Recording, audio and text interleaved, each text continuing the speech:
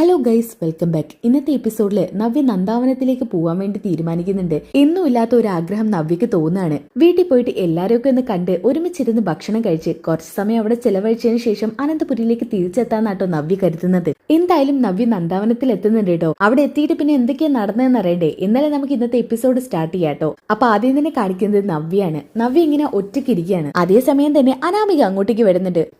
നിങ്ങൾക്ക് ഇവിടെ അല്ലാതെ വേറെ എവിടെയെങ്കിലും ഇരുന്നൂടെ? ഏത് സമയത്തും ഈ സോഫയിൽ തന്നെ ഇങ്ങനെ കുറ്റിയടിച്ചിരിക്കണോ? അതെ, ഞാനൊന്ന് ചോദിക്കട്ടെ, ഈ സ്ഥലം നിന്റെ പേരിലേക്ക് എഴുതി തന്നിട്ടൊന്നുമില്ലല്ലോ, പിന്നെ എന്തിന്റെ പേരിലാടി നീ ഇവിടുന്ന് എഴുന്നേറ്റ് പോവാൻ പറയുന്നത്? ഞാൻ ഏത് സമയം വന്നാലും നിങ്ങൾ ഇവിടെ തന്നെ കാണും. ഇവിടെ മറ്റുള്ളവർക്ക് ഇന്ന് ഇരിക്കണ്ടേ? അപ്പൊ നവ്യ പറയുന്നുണ്ട്, അതെ, ഞാൻ ഇവിടെ ഇരുന്നെന്ന് കരുതി ഇനി ഒരുപാട് സ്ഥലം ബാക്കിയില്ലേ? നിനക്ക് അവിടെ വല്ല ഇരുന്നൂടെ? വെറുതെ ആവശ്യമില്ലാത്ത കാര്യങ്ങൾക്ക് ഇങ്ങനെ വഴക്കുണ്ടാക്കാൻ വന്നോളൂ. എന്താ നീ പറഞ്ഞത്? നീ നിന്റെ പാട് നോക്കി പോടി. അപ്പൊ അനാമയ്ക്ക് പറയുന്നുണ്ട്, പോവാൻ മനസ്സിലടി, പോയില്ലെങ്കിൽ നീ എന്ത് ചെയ്യും? എങ്കിൽ പിന്നെ പോണ്ട, അവിടെ തന്നെ നിന്നോ. അപ്പൊ അനാമിക പറയുന്നുണ്ട്, എടി നീ എന്നോട് വെറുതെ കളിക്കാൻ നിൽക്കണ്ട കേട്ടല്ലോ. എന്റെ പൊന്നനാമികെ, ഞാൻ നിന്നോട് എന്തെങ്കിലും വഴക്കിന് വന്നോ? ഇവിടെ ഒരു ഭാഗത്ത് ഇരിക്കുകയല്ലായിരുന്നോ? നീ എന്തിനാ ചുമ്മാ വഴക്കിന് വരുന്നത്? അതേസമയം തന്നെ അനി അങ്ങോട്ട് വരുന്നുണ്ട്. എന്താ അനാമിക പ്രശ്നം എന്താണെന്നോ? എന്നാ കേട്ടോ, എന്റെ പ്രശ്നം ഇവളുടെ അനിയത്തിയൊക്കെ തന്നെയാ. അനാമികെ, നിന്നോട് ഞാൻ പലതവണ പറഞ്ഞിട്ടുണ്ട്, പ്രായത്തിന് മുതിർന്നവരെ അവൾ ഇവളെന്നൊന്നും വിളിക്കരുതെന്ന്. ഓ, ഇവർക്ക് ഇത് തന്നെ ധാരാളാ. ഇവളെ ഇതൊന്നല്ല വിളിക്കേണ്ടത്, ഇവളൊരു രാക്ഷസിയാ. അപ്പൊ നവ്യ പറയുന്നുണ്ട്, അനി നീ ഇവളെ വിളിച്ചോണ്ട് പോകുന്നുണ്ടോ? ചുമ്മാ വെറുതെ വഴക്കിന് വരുവാ. അപ്പൊ അനി പറയുന്നുണ്ട്, എന്തിനാ അനാമികയെ നവ്യ ചെയ്തിട്ട് വഴക്കിന് പോകുന്നത്? ഞാനാണ് വഴക്കുണ്ടാക്കിയത്. ഇവരാണ് ചുമ്മാ പോകുന്ന എന്നെ പിടിച്ചു വെച്ച് വഴക്കുണ്ടാക്കിയത്. എടി, ചുമ്മാ നുണ പറയരുത് കേട്ടോ. നിന്റെ ജീവിതത്തിൽ ഒരു ഭാഗമാണ് ഈ നുണ പറച്ചില്. അനി, നീ ഇവളെ ഒന്ന് കൊണ്ടുപോ, എനിക്ക് വയ്യ. അപ്പൊ അനാമിക പറയുന്നുണ്ട്, 3 കൂടി ഞാൻ ഒരു പൂട്ടിക്കും. ഓരോരുത്തർക്കുള്ളത് ഓരോരുത്തർക്കായിട്ട് തന്നെ ഞാൻ തന്നു തീർക്കും, നോക്കിക്കോ. പ്രത്യേകിച്ച് ആ നന്ദുവിന്. അപ്പൊ നവ്യ പറയുന്നുണ്ട്, ഇവളുടെ ചളി കേട്ടിട്ട് എനിക്ക് ചിരിക്കാനും കരയാനും പറ്റാത്ത അവസ്ഥയാണ് അനി. അതെ, ഞാനും നയനയും ചിലപ്പോ താഴ്ന്നു തന്നേക്കും. എന്നാൽ നന്ദു അങ്ങനെയല്ല. വെറുതെ നന്ദുവിനെ തൊട്ട് പണി വാങ്ങിച്ചു വെക്കണ്ട. 4-5 തടിമാടന്മാരെ ഒറ്റക്ക് അടിച്ചൊതുക്കുന്നവൾ അവള്. അങ്ങനത്തെ അവൾക്ക് ഒരു പെൻസിൽ പോലെയുള്ള നിന്നെ അടിച്ചൊതുക്കാൻ വലിയ താമസമൊന്നും വേണ്ട. നിന്റെ ജീവൻ തിരിച്ചു കിട്ടിയ ഭാഗ്യം എന്ന് കരുതിക്കോ. അയ്യോ, അവൾ ആരാ? നീ നോക്കിക്കോ മോളെ, കുറച്ചു കഴിഞ്ഞാൽ നിങ്ങൾക്കറിയാം ഈ അനാമിക ആരാണെന്ന്. നിന്റെ അനത്തി മേലനക്കാൻ കഴിയാത്ത രൂപത്തില് ഹോസ്പിറ്റലിൽ കിടക്കുന്നത് ഞാൻ നിന്നെ കൊണ്ടൊക്കെ കാണിക്കും. അതെ, ഇങ്ങനെ നിന്ന് വെറുതെ വീരവാദം മുഴക്കാൻ മാത്രം പോരാ, ചെയ്ത് കാണിച്ചിരിക്കും ഞാൻ. പിന്നെ നീ കാണിക്ക്. എന്തായാലും അനാമികയ്ക്ക് ദേഷ്യം വരുന്നുണ്ട് കേട്ടോ. അനാമിക അവിടെ നിന്ന് പോകുന്നുണ്ട്. അപ്പോ അനി പറയുന്നുണ്ട്, എന്തിനാ അനാമികയോട് അങ്ങനെ പറഞ്ഞത്? അവളെനി കുറെ ഗുണ്ടകളെ ഇറക്കി വെറുതെ നന്ദുവിന് പണിയുണ്ടാക്കി വെക്കും. ഇങ്ങനൊരു വെല്ലുവിളി വേണ്ടായിരുന്നു നവ്യേച്ചി. എപ്പോഴാ ആപത്ത് വരാന്ന് പറയാൻ പറ്റില്ല. അനി, ഞാനത് ഓർക്കാനിട്ടല്ല. അവളുടെ ഇങ്ങനെയുള്ള ഓരോ സംസാരം കാണുമ്പോൾ എനിക്ക് തന്നെ വെല്ലുവിളിക്കാൻ തോന്നും. പിന്നെ നന്ദു അത്ര മോശക്കാരിയൊന്നും അല്ല. അവളെ തല്ലാൻ ആരെങ്കിലും ചെന്നാലേ അവൾ ഒതുക്കി താഴെയിടും. എന്നാലുടാ, എനിക്ക് നിന്റെ കാര്യം ആലോചിച്ചിട്ട് വലിയ വിഷമം. ഇങ്ങനെ ഒരുത്തിയാണല്ലോ നിനക്ക് ഭാര്യയായി കിട്ടിയത്. എങ്കിലും ഞാൻ പറയുവാ, എങ്ങനെയെങ്കിലും അവളുടെ സ്വഭാവം ഒന്ന് നന്നാക്കാൻ നോക്ക്. ഇതും പറഞ്ഞ് നവ്യ അവിടുന്ന് പോവാണ് കേട്ടോ.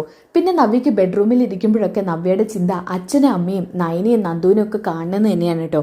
അപ്പൊ നവ്യ ഇങ്ങനെ മനസ്സിൽ കരുതുന്നുണ്ട്, ഇന്ന് ഞാൻ വെറുതെ ഇരിക്കുക, ഹോസ്പിറ്റലിൽ ഏതായാലും ഒന്ന് പോകണം. വരുന്ന വഴിക്ക് വീട്ടിലൊന്ന് കയറിയാലോ? വീട്ടിലൊക്കെ കയറി എല്ലാവരുടെയും കൂടെ ഭക്ഷണമൊക്കെ കഴിച്ചിട്ട് വരാം. കുറെ ദിവസമായി നല്ല ഭക്ഷണമൊക്കെ കഴിച്ചിട്ട്. നയന പോയത് മുതൽ വായിക്ക് രുചിയുള്ളതൊന്നും കഴിച്ചിട്ടില്ല. അപ്പോഴാണ് അബി മുറിയിലോട്ട് കയറി വരുന്നത്. അപ്പൊ തന്നെ നവ്യ പറയുന്നുണ്ട്, അബി, ഇന്ന് ഹോസ്പിറ്റലിൽ പോകേണ്ടതല്ലേ? ഇന്നായിരുന്നു ഹോസ്പിറ്റലിൽ പോവേണ്ടത്. എനിക്ക് വേറൊരു സ്ഥലത്ത് പോവാനുണ്ട്, നമുക്ക് നാളെ പോവാം. അതെങ്ങനെയാ ശരിയാവുക അബി? ഇന്നല്ലേ ഡോക്ടർ ഉണ്ടാവുക, നാളെ ഡോക്ടർ ഇല്ലെങ്കിലോ? അവരെപ്പോഴും അവിടെ തന്നെ കാണും. അതൊന്നും നമുക്ക് പറയാൻ പറ്റില്ല. നീ ഒന്ന് ചുമ്മാതിരുന്ന് നവ്യെ, നമുക്ക് നാളെ പോവാന്ന് പറഞ്ഞില്ലേ? ശരി, നീ എന്നെ ഹോസ്പിറ്റലിൽ കൊണ്ടുപോകുന്നില്ലെന്നേ ഞാൻ മുത്തശ്ശിയോടും പറഞ്ഞിട്ട് വരാം. എന്റെ നവ്യ, എന്ത് പറയുമ്പോഴും നീ എന്തിനാ മുത്തശ്ശിയുടെ അടുത്തേക്ക് ഓടുന്നത്? പിന്നെ എനിക്ക് എന്റെ കുഞ്ഞിന്റെ സുരക്ഷ അത്യാവശ്യമാണ്. ഭർത്താവ് ഞാൻ പറഞ്ഞ് കേട്ടില്ലെങ്കിൽ പിന്നെ ഇതേ മാർഗമുള്ളൂ. അവരാണെങ്കിൽ എന്നെ എങ്ങനെയെങ്കിലും ഹോസ്പിറ്റലിൽ എത്തിച്ചോളൂ. നീ ഇനി ആരോട് പറയാൻ പോകണ്ട, പെട്ടെന്ന് റെഡിയാവ്, നമുക്ക് പെട്ടെന്ന് തന്നെ പോയിട്ട് വരാം. അബി, പെട്ടെന്ന് പോയിട്ട് വരാനോ? നമുക്ക് ഹോസ്പിറ്റലൊക്കെ ഒന്ന് പോയി ഒരു ജ്യൂസൊക്കെ കുടിച്ച് എന്റെ വീട്ടിലും കൂടി പോയിട്ട് വന്നാ പോരെ? പിന്നെ എല്ലാ കാര്യത്തിനും ഞാനിവിടെ സമയം എടുത്തോണ്ട് വെച്ചിരിക്കുകയാണല്ലോ. അബി, നീ എന്താ അബി ഇങ്ങനെ? ഗർഭിണിയായ എന്റെ ഒരു അവസ്ഥ മനസ്സിലാക്കാത്തത്? നിനക്ക് ഗർഭിണിയായെന്ന് കരുതി ഞാൻ എന്തെങ്കിലും കുറവ് വരുത്തിയിട്ടുണ്ടോ? പ്രത്യേകിച്ച് നിനക്ക് റെസ്റ്റ് പറഞ്ഞിരിക്കുക. ഗർഭിണിയാകുമ്പോൾ അധികം എങ്ങോട്ട് പോകരുത്. എല്ലാ ഗർഭിണികളോടും അത്യാവശ്യത്തിന് റെസ്റ്റ് എടുക്കണമെന്ന് പറയും എന്ന് കരുതി പുറത്ത് പോയി ഒരു ജ്യൂസ് കുടിക്കുന്നതിലോ സ്വന്തം വീട്ടിൽ പോകുന്നതിലോ ആരും ഒരു എതിർപ്പും പറയില്ല. സ്വന്തം വീട്ടിൽ പോകുന്നതിലോ? അതിനാരാ നിന്റെ വീട്ടിൽ പോകുന്നത്? എനിക്ക് നിന്റെ വീട്ടിൽ പോകണം. അതെ, അന്ന് ഞാൻ വന്നതേ നിന്നോട് ഞാൻ ആത്മാർത്ഥമായിട്ട് സ്നേഹം കാണിച്ചതുകൊണ്ട് തന്നെയാ. എന്നാലേ നിന്റെ ചേച്ചി ഒപ്പിച്ച പണി അതിരിക്കൊട്ട് ഇഷ്ടായില്ല. അവരെന്തായാലും ആ വീട്ടിൽ കാണും. അതുകൊണ്ട് ഞാൻ എന്തായാലും നിന്റെ വീട്ടിലേക്ക് വരില്ല. ശരി, നീ വരണ്ട. എന്നെ ഒന്ന് അവിടെ ഡ്രോപ്പ് ചെയ്താൽ മതി. അപ്പൊ നീ ഇങ്ങനെ ഇങ്ങോട്ട് വരും? എന്റെ അച്ഛൻ എന്നെ കൊണ്ടുവിട്ടോളൂ. എന്തായാലും ഇവിടെ കിട്ടാത്ത സന്തോഷം അവിടെ കിട്ടും. ഓ, എന്നാ പിന്നെ നീ സ്ഥിരമായിട്ട് അവിടെ നിന്നോ. ഒരു കാര്യം ചെയ്യ്, നീ എല്ലാ ഡ്രസ്സും കൊടുത്തോ. 7-ാം മാസം പോകുന്ന ചടങ്ങൊന്നും വേണ്ടാന്ന് വെക്കാം. നീ അവിടെ പോയി നിന്നോ. അതാവുമ്പോ നിന്റെ അച്ഛനും അമ്മയും നിന്നെ പൊന്നുപോലെ നോക്കുമല്ലോ. പിന്നെ നിനക്ക് ചെലവിന് വല്ലതും വേണമെങ്കിൽ ഞാൻ അങ്ങോട്ട് എത്തിച്ചേരാം. നിന്റെ മനസ്സിലിരിപ്പ് കൊള്ളാം. ഞാൻ അങ്ങോട്ട് പോയിട്ട് നിനക്ക് ഇവിടെ കണ്ട പെൺപിള്ളേരിട്ട് ഇങ്ങനെ ചുറ്റിക്കറങ്ങി നടക്കണം. അതുകൊണ്ടല്ലേ? ഞാൻ പറഞ്ഞത് വെറുതെ ആയിപ്പോയി. ഞാൻ വല്ല നല്ല കാര്യം പറയുമ്പോൾ നിനക്ക് ഇങ്ങനെയൊക്കെ തോന്നും. ഞാനൊന്നും പറയുന്നില്ല. നിന്റെ ഇഷ്ടം പോലെ ചെയ്തോ. നീ പെട്ടെന്ന് റെഡിയാവ്. ഇതും പറഞ്ഞ് അബി താഴോട്ട് പോകാട്ടോ. പിന്നെ കാണിക്കുന്നത് ഹോസ്പിറ്റലൊക്കെ പോയി പുറത്തുനിന്ന് ജ്യൂസൊക്കെ കുടിച്ച് നവ്യ അബിയും കൂടി നേരെ പോകുന്നത് പഴയ നന്ദാവനത്തിലോട്ടാണ്. അവിടെ ഇറക്കിയ പടത്തിന് അബി പറയുന്നുണ്ട്, അതെ സൂക്ഷിക്കണം, ഞാൻ പോവുക. നിന്റെ അച്ഛനോട് അങ്ങോട്ട് ആക്കി തരാൻ പറ. അബി ഒന്നുകൂടി ആലോചിച്ച് നോക്ക്. നിനക്കൊന്ന് അങ്ങോട്ട് വന്നൂടെ? ഞാൻ നിന്നോട് ആദ്യം തന്നെ പറഞ്ഞതല്ലേ ഞാൻ അങ്ങോട്ടില്ലെന്ന്. ശരി, നീ പൊയ്ക്കോ, ഞാൻ നിർബന്ധിക്കുന്നില്ല. ഇതും പറഞ്ഞ് നവ്യ ഗേറ്റ് തുറന്ന് ഉള്ളിലേക്ക് കടക്കാൻ നോക്കാട്ടോ. അപ്പൊ തന്നെ ഒരു അയൽവാസി എന്നിട്ട് പറയുന്നുണ്ട്, നവ്യമോളെ എന്താ ഇങ്ങോട്ട്? ഇത് കേട്ടപ്പോ തന്നെ നവ്യക്കൊന്ന് ചെറുതായിട്ടൊരു നീരസം പോലെ തോന്നാട്ടോ. അപ്പൊ നവ്യ പറയുന്നുണ്ട്, ഞാൻ എന്റെ വീട്ടിലോട്ട് വന്നതാ ചേച്ചി. അല്ല, അതിന് ഇവിടെ ആരും ഇല്ലല്ലോ. പിന്നെ ഇവിടെയുള്ളവരൊക്കെ ഇവിടെ പോയി? അപ്പൊ കൊച്ചൊന്നും അറിഞ്ഞില്ലേ? അവര് വീട് മാറി പോയില്ലേ? വീട് മാറി പോയിന്നോ? എങ്ങോട്ട്? അതൊന്നും അറിഞ്ഞൂടാ. ആ ജംഗ്ഷനിൽ എവിടെയോ വലിയ വീടാണെന്നാ കേട്ടത്. എന്നാലും സ്വന്തം മോളായ നിന്നോട് പറഞ്ഞില്ലേ മോളെ? ഞാൻ ഇപ്പഴാ ഓർത്തത്. വീട് മാറിയ കാര്യം എന്നോട് പറഞ്ഞിരുന്നു. ഇതും പറഞ്ഞ് നവ്യ അബിയുടെ അടുത്തേക്ക് പോകുന്നുണ്ട് കേട്ടോ. അബി നീ പോവല്ലേ? എന്താ, എന്തുപറ്റി? അബി അച്ഛനമ്മയും ഈ വീട് വിട്ട് വേറെ വീട്ടിലേക്ക് പോയെന്നാ പറഞ്ഞത്. ഇതും പറഞ്ഞ് നവ്യ കാറിൽ കയറുന്നുണ്ട് കേട്ടോ. അപ്പൊ ആ അയൽവാസി ചേച്ചിയില്ലേ, ആ ചേച്ചി ഇങ്ങനെ പറയുന്നുണ്ട്, തന്നെ ഈ പെങ്കൊച്ചിനെ അവർക്ക് കണ്ണെടുത്താ കണ്ടൂടാന്നാ തോന്നുന്നത്. അല്ലേലും ഇപ്പൊ സ്വന്തം മക്കളോട് പറയാതെ വീടൊക്കെ മാറുവോ? എന്തായാലും കനകയെക്കുറിച്ച് അടുത്ത ന്യൂസായി. ഇതിപ്പോ എല്ലാവരെയും ഒന്ന് അറിയിക്കണം. ഇതും പറഞ്ഞ് അവരവിടുന്ന് പോവാൻ കേട്ടോ. അപ്പൊ കാറിലിരുന്നോണ്ട് തന്നെ അബി നവ്യോട് പറയുന്നുണ്ട്, അവരെന്ത് പണിയാ ചെയ്തത്? സ്വന്തം മോളായ നിന്നോട് ഒരു വീട് മാറുന്നതിനെ കുറിച്ച് പോലും പറഞ്ഞില്ലല്ലോ. അത് എന്തുകൊണ്ട് എന്നോട് പറയാത്തെന്നറിയില്ല. എന്തുകൊണ്ട് നിന്നോട് അവർക്ക് ഇഷ്ടമൊന്നുമില്ല. ആ നയനെ എന്തായാലും ഇത് അറിഞ്ഞു കാണും. അബി നീ കൂടുതലൊന്നും സംസാരിക്കണ്ട. എന്തായാലും അവിടെ എത്തിയാ അറിയാം കാര്യം എന്താണെന്നുള്ളത്. നീ പറയുന്ന എന്തായാലും ഞാൻ വിശ്വസിക്കാൻ പോകുന്നില്ല. അങ്ങനെ ഒരുവിധം ഓരോരുത്തരോട് ചോദിച്ചിട്ടൊക്കെ അവർ വഴി മനസ്സിലാക്കി വീടിന്റെ അടുത്ത് എത്തുന്നുണ്ട് കേട്ടോ. അപ്പൊ അബി പറയുന്നുണ്ട്, ദേ ആ വീടിന്റെ മുൻവശത്ത് തന്നെ നിന്റെ അച്ഛൻ നിൽക്കുന്നു, ഞാൻ ഏതായാലും പോവുക. ഇതും പറഞ്ഞ് അബി കാറ് തിരിച്ച് അവിടുന്ന് പോകുന്നുണ്ട് കേട്ടോ. അപ്പൊ നവ്യ വരുന്ന കണ്ടപ്പോ തന്നെ അച്ഛനൊന്ന് ആകെ പേടിക്കുന്നുണ്ടേ. അച്ഛാ, മോളെങ്ങനെ ഇവിടെ എത്തി? അതൊക്കെ പറയാ അച്ഛാ. അച്ഛാ ഇത് വലിയ വീടാണല്ലോ, എന്നാൽ എന്താ എന്നോട് പറയാൻ ഇത് വീട് മാറുമ്പോ? അത് മോളെ, ആദർശമം വീട് റെഡിയാക്കി തന്നതാ. നമ്മുടെ വീട് പൊട്ടിപ്പൊളിയാറായില്ലേ, അപ്പോ പെട്ടെന്നായിരുന്നു ഇതൊക്കെ. മോളോട് വിളിച്ച് പറയണമെന്ന് കരുതിയതാ. അച്ഛന്റെ തിരക്ക് കാരണം പറയാൻ പറ്റില്ല. അതൊന്നും കുഴപ്പമില്ല അച്ഛാ, എനിക്ക് തോന്നി അച്ഛൻ എന്തോ ബുദ്ധിമുട്ടുണ്ടാവുമെന്ന്. എവിടെ നൈന ഇവിടെ ഇല്ലേ? മോളെ ഇതൊന്നും കേൾക്കാതെ നവ്യ നേരെ വീട്ടിലേക്ക് ഇടിച്ചു കയറുക കേട്ടോ. നൈനയാണെങ്കിൽ ഭക്ഷണം കഴിച്ച് ടേബിളിൽ നിന്ന് പതുക്കെ എഴുന്നേൽക്കുന്നുണ്ട് കേട്ടോ. നന്ദു ഇങ്ങനെ താങ്ങി കൊടുക്കുന്നുണ്ട്. അതേസമയം നൈനയെ കണ്ട പാടത്തന്നെ നവ്യ ഓടി ചെന്നിട്ട് നൈനയെ കെട്ടിപ്പിടിക്കുകയാണ്. നൈനെ, നിന്നെ കണ്ടിട്ട് എന്നെ എത്ര ദിവസമായി എന്നറിയോ? നീ അങ്ങോട്ട് വാടി. അപ്പൊ തന്നെ നയന പറയുന്നുണ്ട്, അയ്യോ എന്താ, എന്തു പറ്റി?